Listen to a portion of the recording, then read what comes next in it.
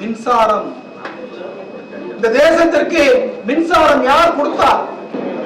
அமெரிக்காவிலே Menlo park அப்படிங்கிற இடத்துல 1880ஆம் ஆண்டு தாமஸ் ஆல்வா எடிசன் மின்சார விளக்கினை கண்டறிந்து அமெரிக்கா மக்கள் எல்லாம் பார்ப்பதற்கு அழைத்தார். ஒளி வெள்ளத்தில் அமெரிக்கா இருந்தது. அதை பார்த்த மக்கள் பிரமித்தார்கள். உலகத்திற்கே மின்சார விளக்கை கொடுத்தவர் தாமஸ் ஆல்வா எடிசன். உலகத்திலிருந்து இந்தியா முழுவதும் மாறுபட்ட ஒரு நாடு. இந்த தேசத்திற்கு மின்சாரம் வந்து சேர்ந்ததா 1880இல் தாமஸ் ஆல்வா எடிசன் மின்சார விளக்கை கொடுத்து விட்டார். ஆனால் இந்தியாவுக்கு வந்து சேர்ந்ததா என்றால் இல்லை நண்பர்களே. எப்படி வந்து சேர்ந்தது? மின்சாரத்தை உற்பத்தி செய்கிறோம்.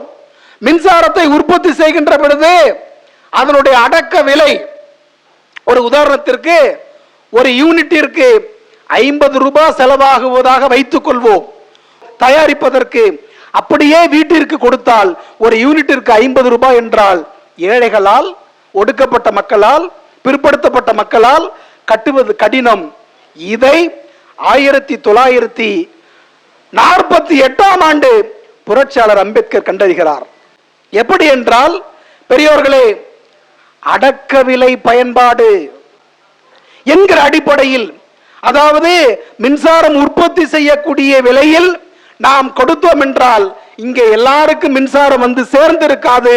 அதற்காகத்தான் தொழிற்சாலை, கல்வி நிறுவனம் போன்ற இடங்களுக்கு அதிகமான கட்டணத்தையும், மக்கள் பயன்படுத்தக்கூடிய வீட்டு மின்சாரத்திற்கு குறைவான கட்டணத்தையும் தீர்மானித்து எல்லா மக்களுக்கும் மின்சாரம் கொடுத்தவர் புரட்சியாளர் அம்பேத்கர் என்கிற செய்தியை இந்த நூல் பதிவு செய்கிறது.